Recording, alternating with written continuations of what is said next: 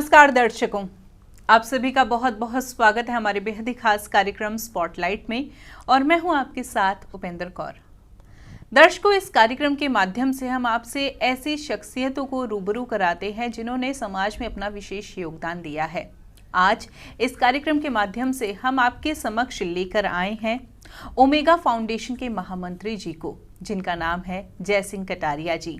मैं आपको सबसे पहले ये बता दूं, ओमेगा फाउंडेशन एक ऐसी संस्था है जहां पर गरीब तबके के लोगों के लिए बहुत सारे जो है ना कार्य किए जाते हैं जिनसे उनकी सहायता हो सके। और भी क्या कुछ ओमेगा फाउंडेशन करती है, बहुत सारी जानकारी आज इस कार्यक्रम में हम आपको देंगे। चर्चा करेंगे जय सिंह कटारिया जी से, जो कि ओमेगा फाउंडेशन के महामंत्री हैं। तो आइए सबसे पहले मिलकर उनका स्वागत कर लेते हैं। नमस्कार सर, बहुत बहुत स्वागत है आपका। सर, आज इस आप कार्यक्रम में उपस्थित हुए हैं, आपने हमें अपना कीमती समय दिया, उसके लिए तो सबसे पहले मैं आपका बहुत बहुत धन्यवाद देना चाहूँगी। सर, आप जो है ओमेगा फाउंडेशन के महामंत्री है। हमने सुना है ओमेगा फाउंडेशन जो है गरीब तबके के लोगों के लिए बहुत सारे जो है कार्य करती है। बाकी और क्या कुछ विशेष है ओमेगा फाउंडेशन जो हमारे समाज के लिए कर रही है, किस तरह से ये कार्य करती है, जानना चाहेंगे। ओमेगा फाउंडेशन एक सामाजिक संगठन है जिसकी स्थापना आज से तकरीबन 7 साल पूर्व हमने रोहिणी से आरंभ की थी। इसके जो पहले जो अध्यक्ष रहे हैं वो नवरत्न अग्रवाल, बीकानेर वाला फूड्स प्राइवेट लिमिटेड के मालिक वो थे। उनसे ही जो है सहयोग प्राप्त होने के बाद उनके आशीर्वाद से हमने इस ओमेगा संगठन बनाया, ओमेगा फाउंडेशन, जो हर अपने प्रोग्रामों में गरीब और बेचार बेरोजगार महिलाओं को लघु ऋण उपलब्ध कराता है। उनको चाहे वो क्या कहते हैं चाय की दुकान खोलें, चाहे वो ढाबे खोलें, चाहे वो सिलाई मशीन खरीदें, हम उनको जो है, हमने पहले जो स्टार्टिंग था वो 10,000 रुपये था, उसके बाद हमने 15,000 रुपये किया। आजकल हम 25,000 रुपये एक महिला को रोज़गार के लिए दे रहे हैं। और ऐसे कार्यक्रम जो है अगले महीने 16 तारीख को BVM पब्लिक स्कूल नजरगढ़ में होने जा रहा है, जिसमें हम तकरीबन 100 महिलाओं को लघु ऋण के लिए रोज़गार उपलब्ध कराएंगे। उसमें भारतीय जनता पार्टी के कई अनेक बड़े नेता उपलब्ध रहेंगे। इसके अलावा ओमेगा फाउंडेशन जो है हर माह गरीब महिलाओं को घर चलाने के लिए राशन भी उपलब्ध कराता है। तो इस तरह की जो गतिविधियाँ जो है ये सामाजिक संगठन करता है। इसमें एक और चीज़ हमने ऐड की है, वो गरीब बेरोजगार नवयुवकों को रोज़गार के लिए ई रिक्शा उपलब्ध कराना। तो ये जो है हम पहले हमने काफ़ी किया था, लेकिन बीच में कोरोना की वजह से बंद करना पड़ा। हो सकता है हम इसे भी दोबारा स्टार्ट कर दें।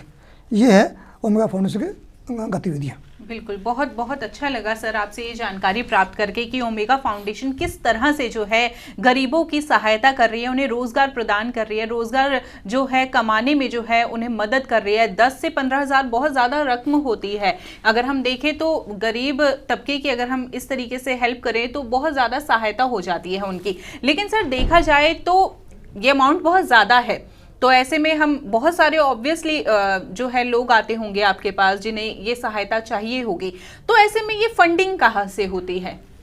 एक संस्था चौपाल, वो जो है बीजेपी का उपक्रम है, जिसमें पंजाब केसरी की निदेशिका, वरिष्ठ नागरिक केसरी कलम की चेयरपर्सन श्रीमती किरण चोपड़ा जी उनके डायरेक्टर हैं। तो वो हमें फंड उपलब्ध कराती हैं। हम सिर्फ माध्यम बनते हैं, उन महिलाओं के बीच में सूत्र बनते हैं, उनको एकत्रित करते हैं और वो इस प्रकरण में हमें हेल्प करते हैं। सर, ये तो रही कि फंडिंग की बात रही और ओमेगा फाउंडेशन किस तरीके से कार्य करती है, लेकिन देखा जाए तो इसकी प्रेरणा कहाँ से मिली आपको? जब हम छोटे थे तो हमें जो है अच्छे गुरु का सानिध्य मिला, जिसमें हमारे गुरु चंद्रमोहन आर्य जी भी प्रमुख हैं। और चंद्रमोहन आर्य जी ने ही मुझे उस जमाने उस समय के, यानी तकरीबन आज से 40 साल पहले की मैं बता रहा हूँ, वीर अर्जुन, सांदेव वीर अर्जुन और प्रताप, ये वो अखबार थे जो उन दिनों प्रचलन में थे और अच्छी पोजीशन में हुआ करते थे। उन अखबारों से जोड़ने का जो अगर मुझे जो है सहयोग मिला तो चंद्रमोहन आर्य जी से। तो चंद्रमोहन आर्य जी से जुड़ने के बाद मुझे आशीर्वाद मिला अखबार के मालिक श्री नरेंद्र जी का। उनके प्रताप से मैं ये कार्यक्रम निरंतर करता रहता हूँ और इस विषय में हमने जो है किताब का विमोचन भी हमने जो पैसे से पहले किया था, वो महात्मा हंसराज जी के बारे में हमने बहुत पहले, आज से तकरीबन 40 साल पहले एक किताब लिखी थी महात्मा हंसराज पर। बिल्कुल, जैसे कि सर आपने यहाँ पर किताब की बात की, तो सूत्रों के मुताबिक हमें और भी जानकारी प्राप्त हुई है कि कुछ दिनों पहले जो है ओमेगा फाउंडेशन के माध्यम से एक किताब का और विमोचन किया गया है जिसका नाम है आज़ादी के दीवाने। तो इस किताब के बारे में मैं आपसे जानना चाहूँगी कि ये आज़ादी के दीवाने जो पुस्तक है ये किन पर आधारित है और इस पुस्तक के विमोचन का पीछे कारण क्या है? देखिए, आज इस कलयुग में जहाँ चारों तरफ जो है बुराइयों का प्रकोप फैला हुआ है, ऐसे में देशभक्ति के प्रति अगर कोई समर्पित है तो हमारे जो गुरु चंद्रमोहन आर्य जी हैं वो इस तरह के काम करते रहते हैं। उन्होंने अपनी परंपरा को छोड़ा नहीं है, आर्य समाज के प्रबुद्ध नेता हैं और शहीदों के प्रति वो समर्पित रहते हैं। तो जब भी वो मुझे कहते हैं कि भी कटारे जी हम ये करने वाले हैं तो आप हमें कोऑपरेट करें, तो मैं कहा जी बिल्कुल, आप बताएं क्या करना है, मैं तैयार हूँ। तो इससे पहले भी अन्य के अवसर हमें मिले इस तरह कार्य करने के लिए, उनके साथ कार्य करके हमें बड़ी खुशी होती है। और ये किताब जो है आज़ादी के दीवाने, उसी का एक प्रकल्प था जो एक कार्यक्रम आयोजित किया गया प्रताप भवन में। प्रताप भवन जो है वीर अर्जुन, शानदेव वीर अर्जुन और प्रताप जो उर्दू अखबार है उसका कार्यालय है, और उनके मालिक ने जो उनका विमोचन किया और मैं उस कार्यक्रम में उपलब्ध था। सर, आपने इस कार्यक्रम के माध्यम से हमें बहुत सारी जानकारी से अवगत कराया, उसके लिए बहुत बहुत धन्यवाद। यहाँ पर हम रुक रहे हैं छोटे से ब्रेक के लिए। दर्शकों, कहीं जाइएगा नहीं आप।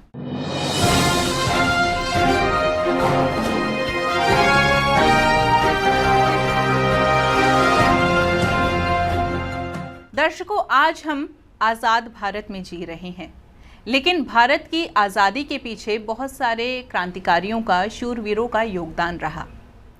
कुछ के नाम हम बहुत अच्छे से जानते हैं, लेकिन कुछ नाम ऐसे भी हैं जो कि गुमनामी के अंधेरे में हमेशा के लिए खो गए। तो ऐसे में एक पुस्तक का विमोचन किया गया है जिसका नाम है आज़ादी के दीवाने। इस पुस्तक में किन के बारे में बताया गया है, आज इस कार्यक्रम में हम इसी विषय पर चर्चा करेंगे। और ये चर्चा करने के लिए हमारे साथ स्टूडियो में उपस्थित है इस पुस्तक के राइटर चंद्रमोहन आर्य जी। तो आइए सबसे पहले मिलकर उनका स्वागत करते हैं। नमस्कार सर, बहुत बहुत स्वागत है आपका। सर, आपने जो है आज़ादी के दीवाने पुस्तक का जो है लेखन किया है, आप उसके लेखक हैं। सबसे पहला प्रश्न मेरा आपसे यही है कि आज़ादी के दीवाने पुस्तक जो है किन पर लिखी गई है और ये प्रेरणा आपको कहाँ से मिली? आज़ादी के दीवाने पुस्तक बचपन में ही माता पिता दादी के संस्कारों से मिली है। और मेरा जन्म जालंधर का है, लेकिन आतंकवाद के बाद जो वहाँ हम अमृतसर जाया करते थे, वहाँ जाकर जलियांवाला बाग में जो देखते थे तो गोलियों के निशान, वो ऐसा लगता था जैसे अंग्रेज़ों ने हमारे सीने पे छलनी कर रखी है। हमारे रोम रोम में जो देशभक्तों के प्रति उत्साह होना चाहिए वो नहीं है।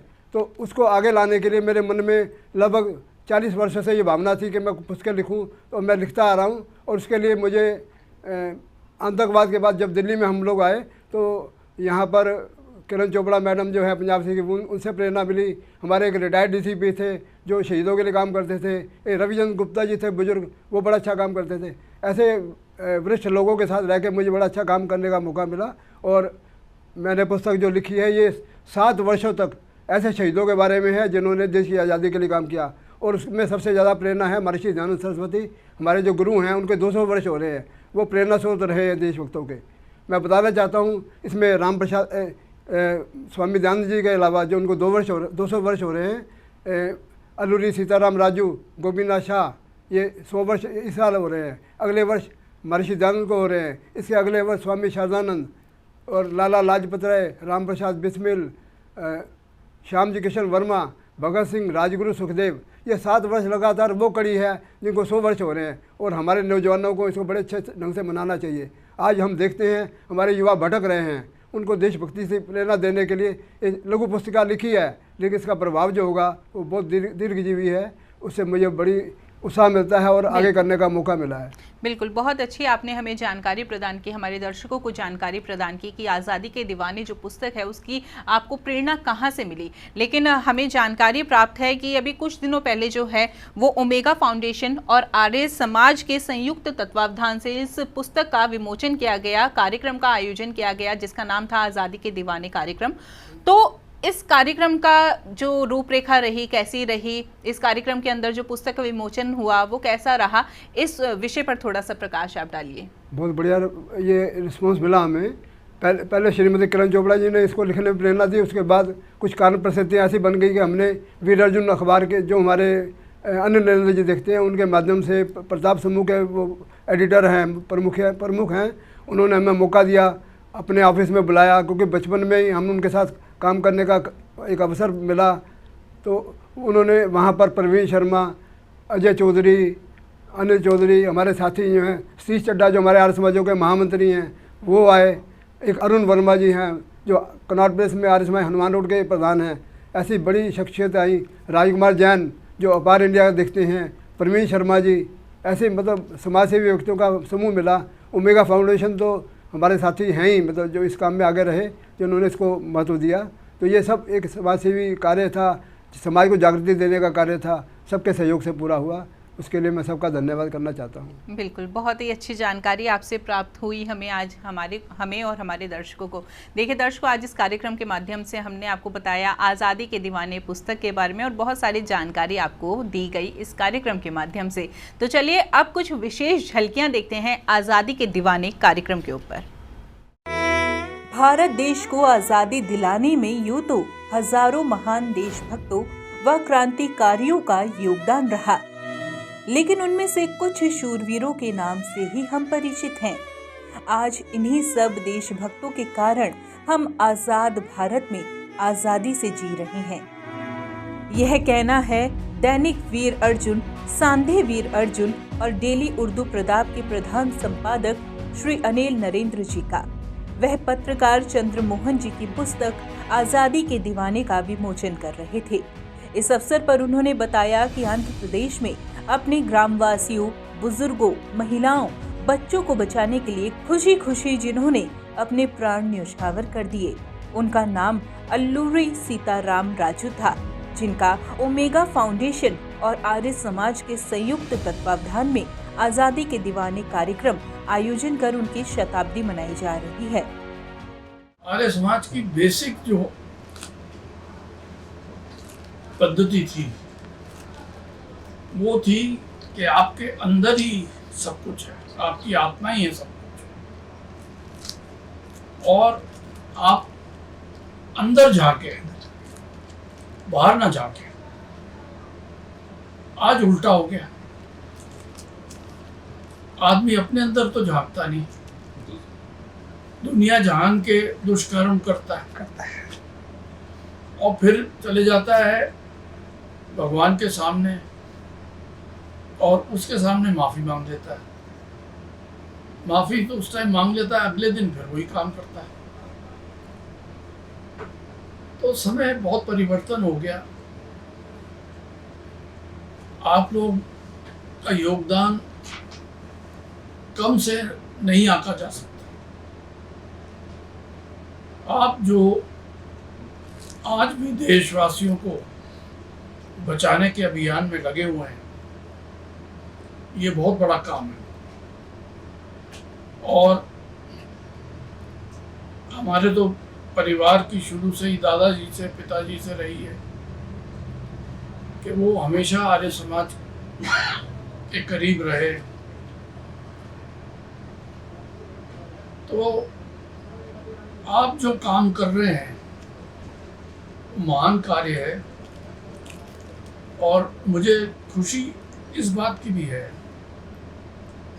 कि चंद्रमोहन जी ने अपनी ऐसी टीम जोड़ी है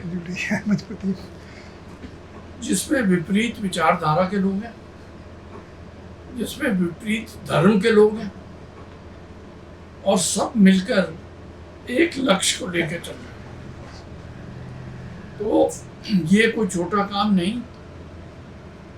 दुर्भाग्य से चंद्रमोहन जी जैसे लोगों को उतना सम्मान नहीं मिल पा रहा जितने कि वो हकदार हैं।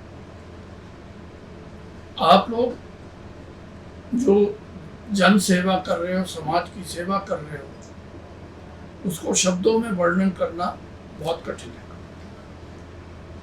तो मैं आप सबको बहुत बहुत बधाई देता हूँ चंद्रमोहन जी को बहुत बहुत बधाई देता हूँ। ओमेगा फाउंडेशन के महामंत्री जय सिंह कटारिया ने बताया, अल्लूरी सीताराम राजू देश के स्वतंत्रता लड़ाई लड़ते लड़ते आज से लगभग 100 वर्ष पहले 7 मई 1924 को शहीद हो गए और इतिहास के स्वर्णिम पन्नों में अपना नाम रच दिया। इस अवसर पर आर्य केंद्रीय सभा दिल्ली के महामंत्री सतीश चड्ढा जी ने भी अपने विचार अभिव्यक्त किए। उनके पश्चात प्राइवेट स्कूल एसोसिएशन के अध्यक्ष डॉक्टर प्रवीण शर्मा जी ने अपने बहुमूल्य शब्दों से उपस्थित सदस्यों को गदगद किया। हम जब बात करते हैं इन शहीदों की, हम बात करते हैं उस जज्बे की। वो जज्बा आज भी देश को ज़रूरत है, उस इमोशन की आज भी देश को ज़रूरत है। देश को सही दिशा में ले जाने के लिए उस इमोशन की ज़रूरत है। ये इमोशन अगर हम कन्वर्ट कर दें देश के प्रोग्रेस में, यंग जनरेशन को मोटिवेट करने में, ऐसा इमोशन कि देश के लिए जान दे दें, ऐसा इमोशन माएँ अपने बच्चों को देश के लिए दे रही हैं, कितना स्ट्रॉन्ग इमोशन है। अपने प्राण देने वाला इमोशन कितना स्ट्रॉन्ग भाव है। ऐसे भाव को जागृत करना यंग जनरेशन में आपकी किताबें, आपके भाव, आपका ये काम इन सबको प्रेरणा दे रहा है, पूरे समाज को प्रेरणा दे रहा है। मैं बहुत बहुत आपको दिल से बधाई देता हूँ आपके इस काम के लिए। मेरे जो हाथ जोड़ के जो है आप सबसे ये प्रार्थना है, इनकी किताबों को पढ़ो, उससे मोटिवेशन मिलेगी। अपने बच्चों को पढ़ाओ, स्कूल की एजुकेशन सिस्टम में इन किताबों को सम्मिलित करा जाए। पता रहे बच्चों को कितने जो है कुर्बानियों के बाद ये देश बना है, ये देश को बर्बाद नहीं होने देना। GD Goenka school sector 3 Rohini के डायरेक्टर राजकुमार जैन जी ने अपने विचार व्यक्त किए, जिसके बाद कार्यक्रम में आर्य समाज हनुमान रोड के प्रधान अरुण आर्य, मोहम्मद कामिल, अजय चौधरी, अनिल चौधरी भी उपस्थित थे। ओमेगा फाउंडेशन के महामंत्री जय सिंह कटारिया एवं पत्रकार व लेखक चंद्रमोहन के कुछ खट्टे मीठे अनुभवों के साथ ही कार्यक्रम का समापन सानंद रूप से संपन्न हुआ। बता दूं इनके बारे में, अरुण सीताराम वो थे जो चंद्रशेखर आजाद की तरह ऐसे क्रांतिकारी पकड़े नहीं जाते थे अंग्रेजों से। तो 2-3 साथी थे जो क्रांतिकारी थे, ऐसी वन क्षेत्र था तो उसके अंदर ये चुप रहा करते थे। तो इन्होंने ऐसा तहलका मचा रखा था, कई लाखों का इनाम को उस समय की राशि जो है घोषित कर रखी थी सरकार ने, तो पकड़े नहीं जा रहे थे। इन्होंने बड़ा उल्टा कदम ये उठाया कि गांव के जो उनका पैतृक गांव था, वहाँ की महिलाओं को, बुजुर्गों को और बच्चों को तड़पा के मारना शुरू कर दिया। तो इनसे सहन नहीं हो पाया, कहते मैं अपने ग्राम वासियों को मरता हुआ नहीं देख सकता।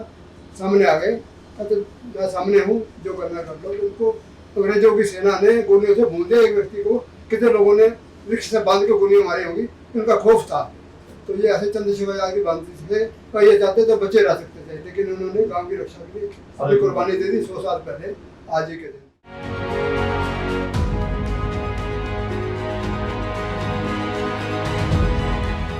तो अभी आपने आज़ादी के दीवाने कार्यक्रम की विशेष झलकियां देखी।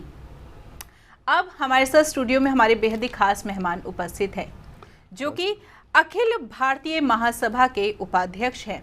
सामाजिक कार्यों में तो उनकी रुचि है ही, लेकिन धार्मिक कार्य भी उनके द्वारा बहुत ज़्यादा किए जाते हैं।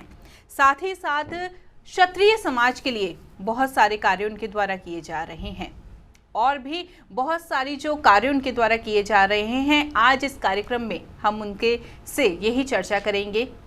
तो आइए सबसे पहले मिलकर उनका स्वागत करते हैं। मैं आपको परिचित कराना चाहूँगी हमारे बेहद ही खास मेहमान से, जिनका नाम है ठाकुर डीपी सिंह जी। और साथ ही साथ एक बात विशेष मैं आपको और बताना चाहूँगी कि वो DV public senior secondary school के चेयरमैन भी है। तो आइए सबसे पहले मिलकर उनका स्वागत करें। नमस्कार सर, बहुत बहुत स्वागत आपका। नमस्कार सर, आज आप इस कार्यक्रम में उपस्थित हुए, हमें बहुत सारी जानकारी देने के लिए, उसके लिए बहुत बहुत धन्यवाद मैं आपका देना चाहूँगी। सर, कार्यक्रम की शुरुआत मैं आपसे करना चाहूँगी सामाजिक कार्यों को लेकर, कि जैसा कि हम जानते हैं कि आप सामाजिक कार्य जो है बहुत सारे करते हैं समाज के उत्थान के लिए, समाज की प्रोग्रेस के लिए। तो किस तरीके से जो है ये कार्य किए जाते हैं, क्या क्या कार्य इसमें सम्मिलित हैं? देखो, बचपन से ही मेरी रुचि रही है सामाजिक कार्य करने के लिए। बचपन में जब हम स्कूल में पढ़ते थे तब हमने यूथ क्लब का निर्माण किया। मैं रिठाला गांव का रहने वाला हूं और हम गली मोहल्ले, बीमारों की सेवा, इस टाइप के काम हम करते थे जो अभी तक हम कर रहे हैं। बीच में 1-2 बार मैं विदेश चला गया था तो बीच में छूट गए थे। अब हमने दोबारा से हमारे गांव के बच्चे इतने होनहार और कर्मठ हैं जिन्होंने यूथ ब्रिगेड का निर्माण दोबारा से किया और वो कंटिन्यू चल रहा है। जब से हम पैदा हुए हैं तब से सामाजिक कार्यों में रुचि रही और हम सामाजिक कार्य करते रहे, जो हमारे खून में ही बसा है, क्योंकि हम चाहते हैं कि हमारा आसपास यारे प्यारे हमारा देश एकदम खुशहाल और संपन्न रहे। इस कारण से हमारे अंदर सबसे ज़्यादा देश प्रेम बसा है, जिसके लिए हम हमेशा तत्पर रहते हैं कि भी देश में जो भी कार्य हो अच्छा हो और अच्छाई में ही अग्रसर हो। बिल्कुल, बहुत अच्छी से आपने हमें बताया। लेकिन सर, जैसे कि मैंने इंट्रोडक्शन में भी कहा कि आप सामाजिक कार्यों में तो रुचि रखते ही हैं, लेकिन इसके अलावा आपका धार्मिक कार्यों में भी विशेष योगदान है। तो धार्मिक कार्यों की यदि हम बात करें तो किस किस तरीके के जो है कार्यों में आपका योगदान रहा है अभी तक? देखो, धार्मिक कार्यों में देखो, हम हमेशा ही नवरात्रों में उनको पूरा अच्छे तरीके से भजन कीर्तन करवाना, और जो रामलीला इस टाइप के जो होते हैं उनमें हम करते हैं। धार्मिक लोगों को जोड़ते हैं, उनके प्रवचन सुनते हैं, सुनवाते हैं, और इस ताकि हमारा यूथ, हमारा समाज जो है ना दूसरी तरफ ना भटके, इस कारण से हम हमेशा धार्मिक कार्यों में रुचि रखते हैं। हमारे गुरुदेव स्वामी गोविंदानंद जी महाराज जो आज इस दुनिया में नहीं हैं, उनकी प्रेरणा से हम उनके नाम के 2-3 भंडारे साल में करवाते हैं, जिससे लोग एक अच्छी रुचि रखें, धार्मिक भावना रखें, देश प्रेमी बने।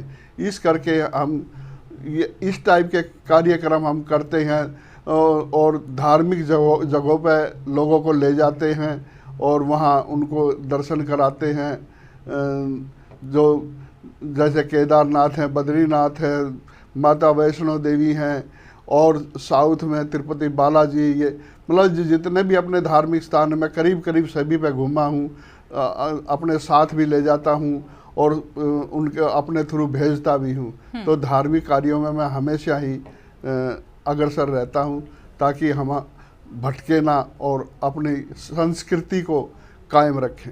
बिल्कुल, बहुत अच्छे से सर आपने बताया कि धार्मिक कार्य किस प्रकार के आपके द्वारा किए जाते हैं। लेकिन आपने जैसे बताया कि आप अलग अलग धामों की भी यात्रा कराते हैं, तीर्थ स्थलों की जो है यात्रा कराते हैं, तो ऐसी जो यात्रा जो आपके द्वारा आयोजित की जाती है, क्या उसमें सिर्फ और सिर्फ वो लोग शामिल हो सकते हैं जो कि असहाय हैं या फिर गरीब तबके के हैं, या फिर जो लोग अपने सक्षम हैं जो कि खुद से भी यात्रा कर सकते हैं, उनको भी आपके द्वारा यात्रा कराई जाती है? देखो, उसमें हम दोनों तरीके से होते हैं। जैसे हम कोई चर्चा करते हैं समाज में बैठकर, हम ये कहते हैं भी हम उस जगह जा रहे हैं, तो जो सक्षम होते हैं वो अपने आप ही बोल पड़ते हैं भी हम भी चलेंगे। जो सक्षम नहीं है वो 1 2 4 जो भी ऐसा हो जाता भी हम जाना तो चाहते हैं इतनी दूर, लेकिन हमारे पास कुछ है नहीं, तो उनकी हम सहायता भी करते हैं। बिल्कुल, हाँ, तो ये नहीं है कि भाई हम उनको छोड़ जाएं, और लेकिन उनकी मदद करते हैं। बिल्कुल, ये बात तो रही सर सामाजिक और धार्मिक कार्यों की। हमने ये भी आपसे जाना कि, और हमें भी ये जानकारी प्राप्त है कि आपकी द्वारा सिर्फ देश में नहीं अपितु विदेशों में भी जो है बहुत सारे कार्य किए जाते हैं। आपकी जो संस्था है वहां पर भी कार्यरत है, विदेशों में भी कार्यरत है। तो किस तरीके से ये जो है प्रोसीजर चलता है, और कौन कौन से देश है भारत देश के अलावा जहाँ पर आपकी संस्था जो है कार्यरत है? देखो, मैं अक्षत्रिय महासभा का वाइस प्रेसिडेंट हूँ, और उस संस्था के द्वारा हम कार्य करते हैं। इसमें जुड़ने का मेन कारण है कि हमारी हिस्ट्री को, जो पीछे हमारे देश में आक्रांता आए, उन्होंने हमारी हिस्ट्री को टोटल ही बदल दिया। जो लोग शहीद थे उनको क्रांतिकारी बनाया, जो क्रांतिकारी थे उनको शहीद बना दिया। इस करके हमें ये बड़ा खेद है कि हमारा इतिहास, क्षत्रियों का इतिहास, राजपूतों का इतिहास, जिसकी जड़ पे पूरा धर्म, पूरा देश टिका हुआ है, उसको ही लोग बदनाम कर रहे हैं। तो हम चाहते हैं देश को जागृत करें और उनको बताएं असलियत क्या है। अब आपने देखा होगा कि जो महान थे उनका हिस्ट्री में नाम ही नहीं है, और जो आक्रांता थे उनका वो महान बता दिए जाते हैं। ये आप अच्छी तरह से जानते हैं कौन महान थे और कौन वो थे, लेकिन इतिहास में भी लिखा जाना चाहिए और उस इतिहास को बच्चों को बताना चाहिए। अभी यहाँ हमारे अंदर कमियां आई जो हमारे इतिहास को बदला, किसने बदला, कैसे बदला, ये आप अच्छी तरह से जानते हैं, क्योंकि गुलामी की जो जंजीरें थी काफ़ी देर तक हमारे ऊपर रही। अब हम आज़ाद हुए हैं तो आज़ादी आई है, हमारी सरकार भी अच्छी आई है, तो हम चाहते हैं कि हर तरीके से सुदृढ़ होएं, अपने इतिहास को फिर से बदलें, अपने नौजवानों को हम बताएं कि हम क्या थे, क्या हैं, क्या रहेंगे। तो इसका सारा का सारा जो हम चाहते हैं देश में विदेश में हम ये सारी चर्चा करें।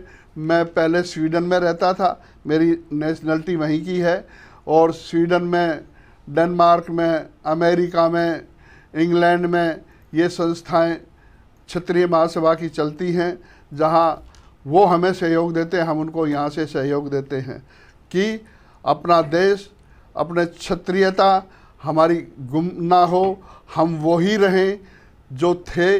राजा भोज, आज की राजनीति को देखिए और पुरानी राजनीति को देखिए। चैनल की वजह से मैं आपको बताना चाहता हूँ, राजा भोज को एक बहुत ही गरीब औरत सपने में दिखी थी। शॉर्ट में बता रहा हूँ कि उसको सपने में देखने के बाद उसने रियल में ढूंढा, उसके दुख को दूर किया। आज तो लोगों के गले काट रहे हैं जो राजा बने हुए हैं,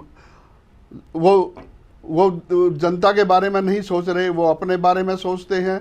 हम चाहेंगे क्षत्रियों में जागृतता आए और वही राम राज आए जो पहले था। इसलिए मैं क्षत्रिय होते हुए क्षत्रियों में जागृतता लाना चाहता हूँ। हर बच्चे में वही उमंग भरना चाहता हूँ जो हमारे खून में थी और उसको दोबारा लाना चाहता हूँ। बिल्कुल, बहुत ही अच्छी जानकारी सर आपसे हमें प्राप्त हुई है। बहुत अच्छा लग रहा है आपसे चर्चा करके हमें कि इतने सारे जो है आपके द्वारा समाज के लिए कार्य किए जा रहे हैं कि समाज का कैसे उत्थान हो सके हमारे। देखिए दर्शकों, ये कार्यक्रम इसीलिए खास है क्योंकि इस कार्यक्रम के माध्यम से हम आपको ऐसी शख्सियतों से रूबरू कराते हैं जो कि सिर्फ अपने लिए नहीं जी रहे बल्कि इस समाज के लिए जी रहे हैं, समाज के उत्थान के लिए निरंतर कार्यरत हैं। ऐसे लोग इस कार्यक्रम में हम आपसे परिचित कराते हैं। जी सर, यहाँ पर कुछ कहना चाहते हैं आप? देखो, जो ये क्षत्रियों का ग्रुप है, ये अभी हमने एक रथ यात्रा निकाली थी, वो तीसरी बार निकली थी। पहली दो में मैं उसमें नहीं शामिल था, उस टाइम मैं बाहर था। तो जम्मू से लेकर कन्याकुमारी से तक और कन्याकुमारी से राजघाट पे हमने उसका समापन किया था, जिसमें हमारे प्रेसिडेंट रहे महेंद्र सिंह तंवर कुरुक्षेत्र से, महाराजा डूंगरपुर मानवेंद्र सिंह और सरोही महाराज, और प्रदीप सिंह मध्य प्रदेश से, आपके प्रदीप कुमार, अनिल चंदेल जी, परिहार जी, सिकरवार जी, कितने ऐसे लोग हैं। पंजाब से डिम्पल राणा और राजा राणा, और हिमाचल से भूपेंद्र सिंह, पवन राणा जी, ये इतने लोग हैं जो इस टाइम पे सारे याद नहीं आ रहे हैं। तो ये सारे इतनी मदद करते हैं, एक दूसरे का स्वागत करते हैं और समाज में जागृति लेके आते हैं। मैं इन लोगों का भी बहुत बहुत धन्यवादी हूँ जो बड़े अच्छे ढंग से इन संस्था का मतलब अरेंजमेंट करवाते हैं, करते हैं। हम सभी साथ मिलकर ये काम कर रहे हैं कई सालों से। बिल्कुल, बहुत ही अच्छी जानकारी सर आपके द्वारा आज हमें और हमारे दर्शकों को प्राप्त हुई है। फिलहाल इस कार्यक्रम को विराम देने का समय आ गया है। आपने अपना कीमती समय हमें दिया, उसके लिए बहुत बहुत धन्यवाद। धन्यवाद। नमस्कार दर्शकों।